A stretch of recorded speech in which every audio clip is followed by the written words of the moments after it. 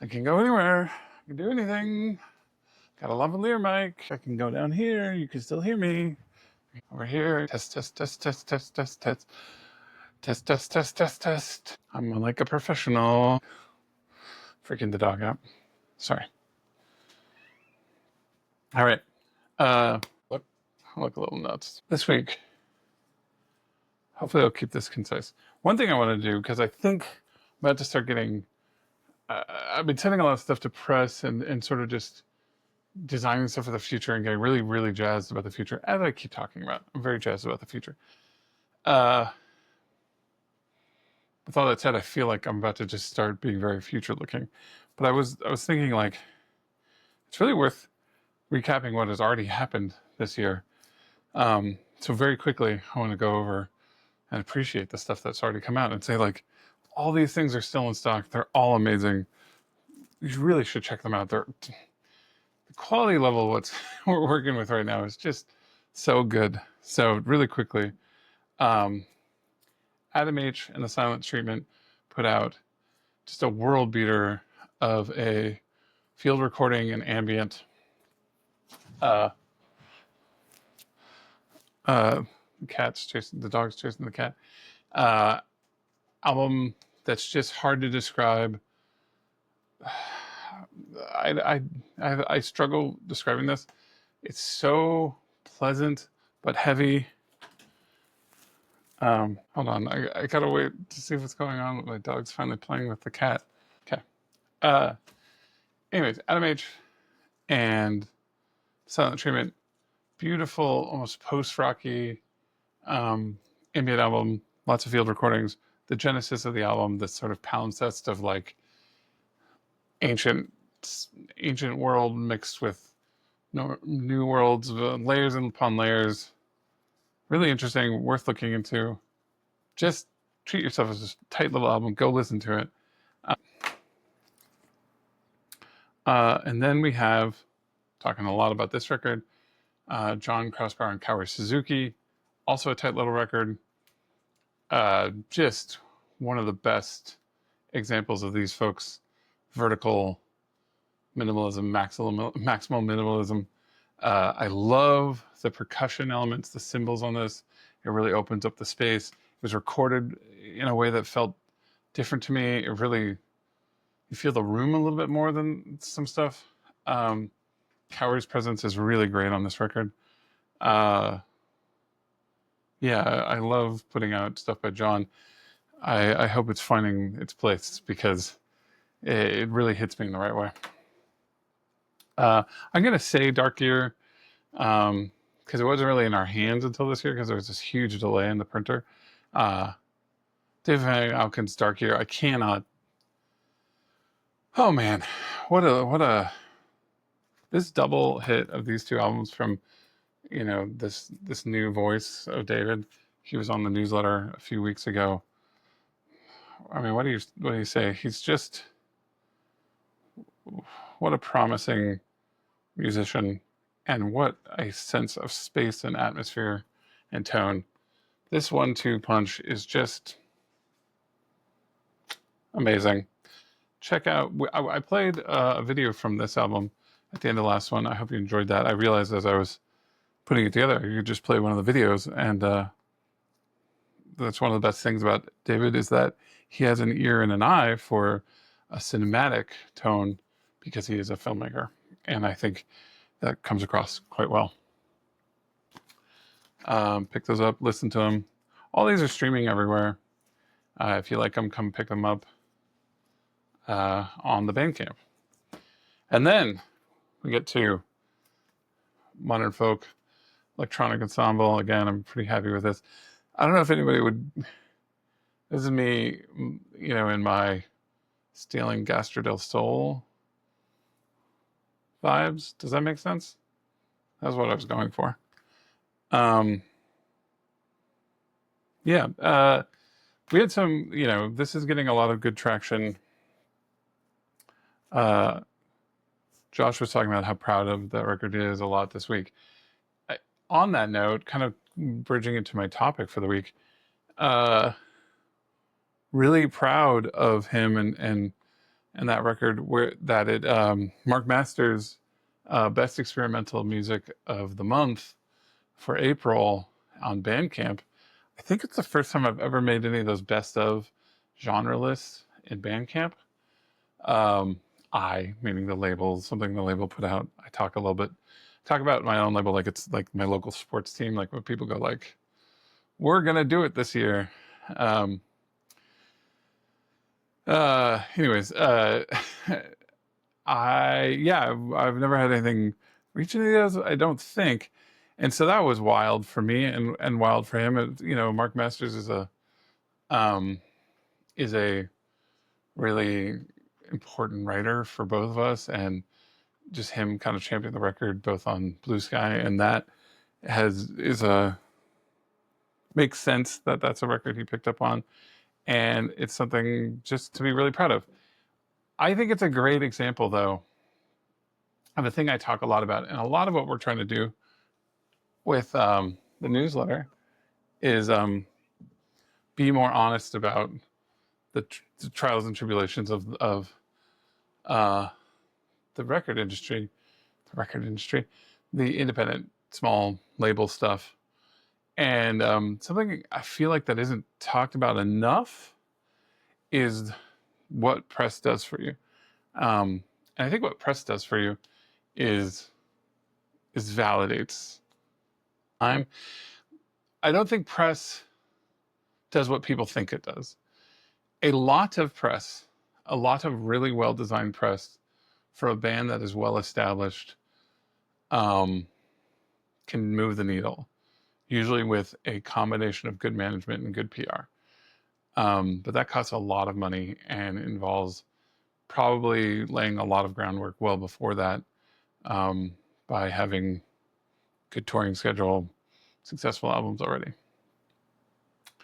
But in this day and age, press does not equal success, whatever success is. I always think back to somebody who I was reminded to get on the newsletter soon. I think it was Nick at The Business wrote a tweet about, or retweeted. It was Phil Elverum and Nick somehow both talking about it, but they distribute us. They also distribute Phil Elverum and Son records. And the day that New York Times had that big, rough Mount Eerie record as best of the year, top 10 of the year, New York Times, not genre list, but just all records, they are the distributor for that label. They sold 2 extra copies. They were both a record store and their hometown and the distributor, and they sold 2 extra copies the day that New York Times had it as the best. I think it's a good example of like awareness doesn't always doesn't translate to sales. And this, I want to make this very clear. I'm really happy with what's been going on recently, and I'm really interested in trying out different things, and that's what this newsletter is for, but it's also about transparency. So I want to talk about this because I think a lot of people bash their heads up against this, then get what they think is what they're looking for, which is press, and press should translate into some sort of success. And I've had different ways of success with press and then been really poor at getting press both. And it's rarely what translates to success at our level when you're not doing like super concerted effort, or when you're not just really, really good at the networking of press and the pressure of press.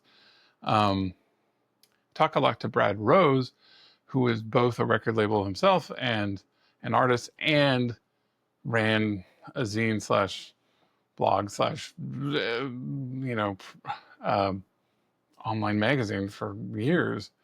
And he talks a lot about how, sometimes being really, really good about bugging the hell out of people. He got used to being bugged, and how so many artists aren't good at that. And sometimes the squeakiest wheels would get more press.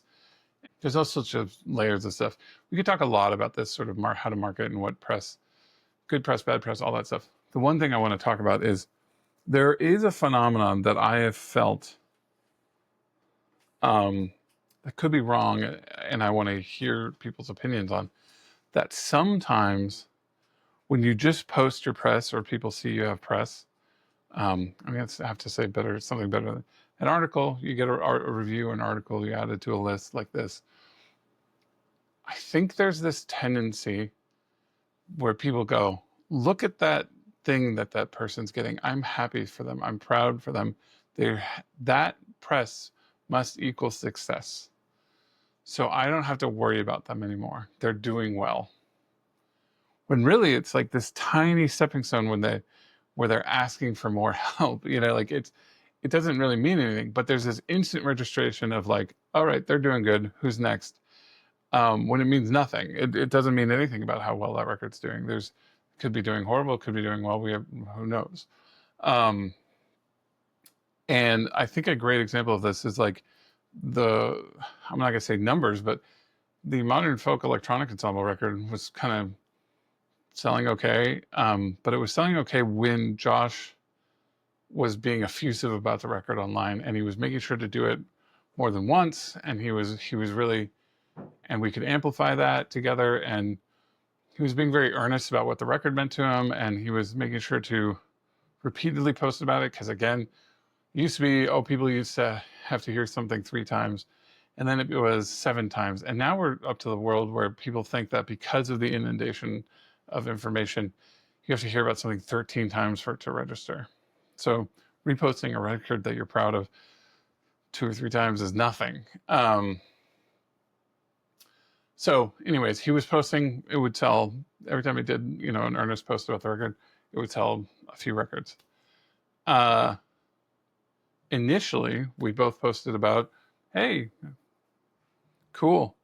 Put up some stories, about it.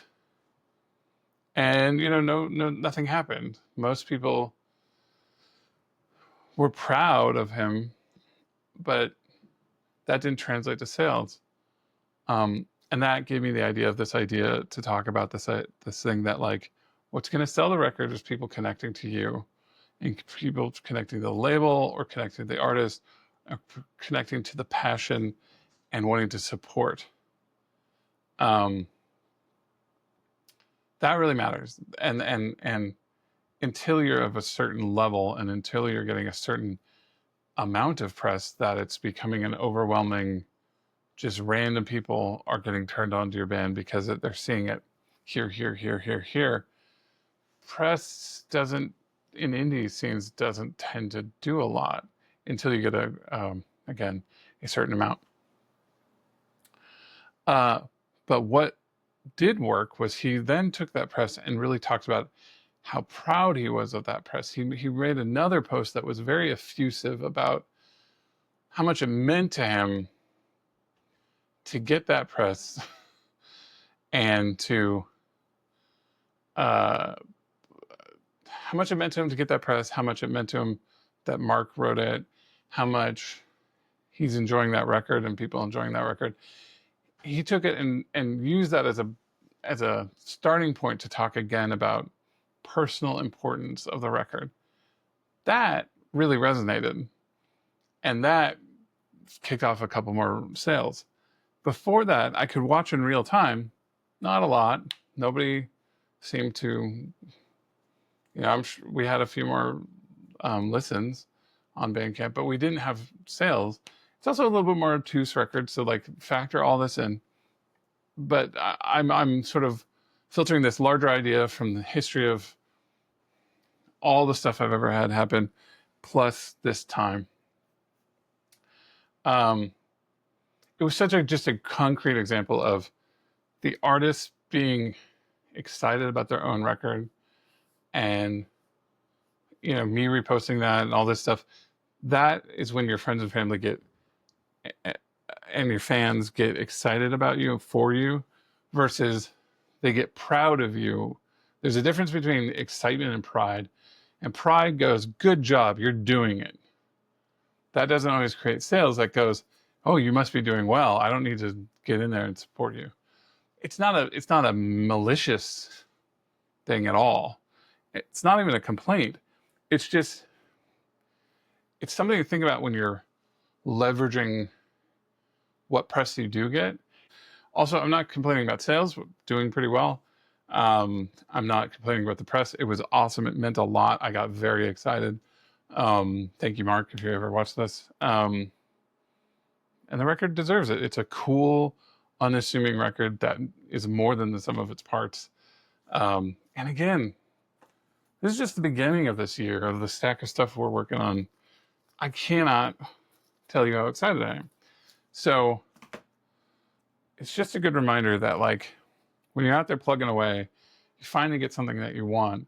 It doesn't always turn into what you think it was going to be. And that's because there is no end that you're getting to. It's that you have to know how to leverage when you do get lucky and, talent and luck meet in the right moment. Usually your brain wants it to be like, and then it all happened. Not that Best Experimental Music, Bandcamp. I've had other things that were bigger than that.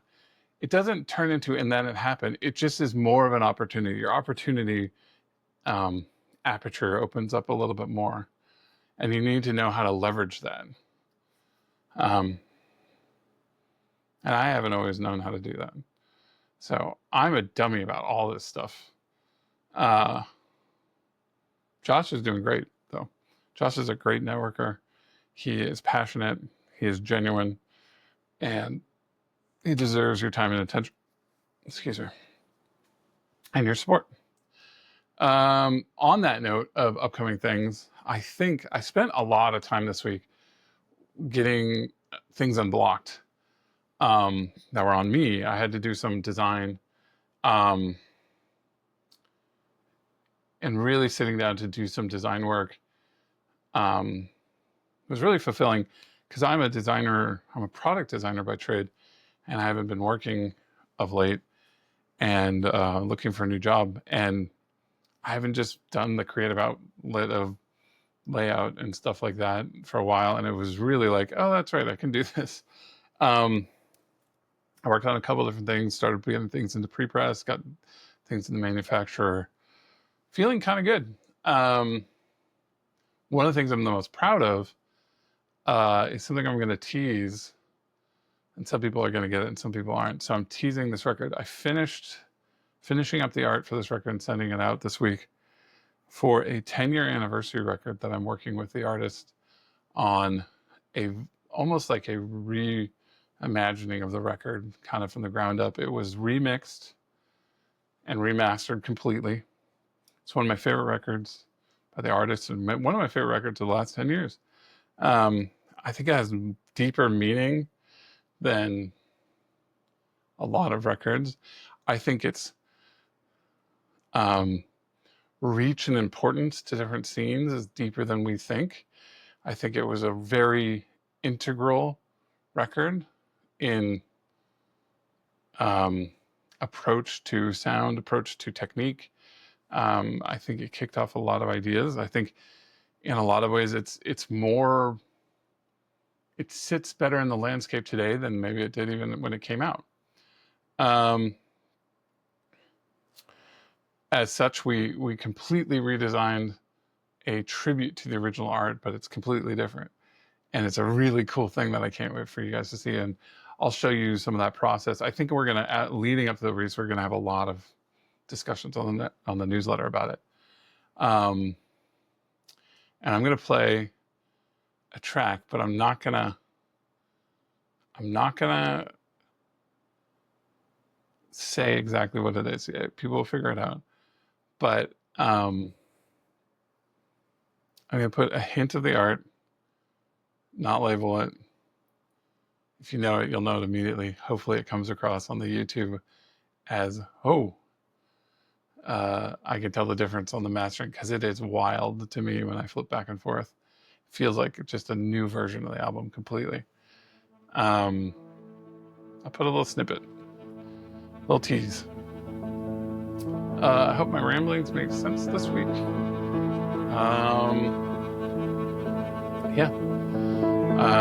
normal stuff. Take care of each other. Be kind. And I'll see you next week.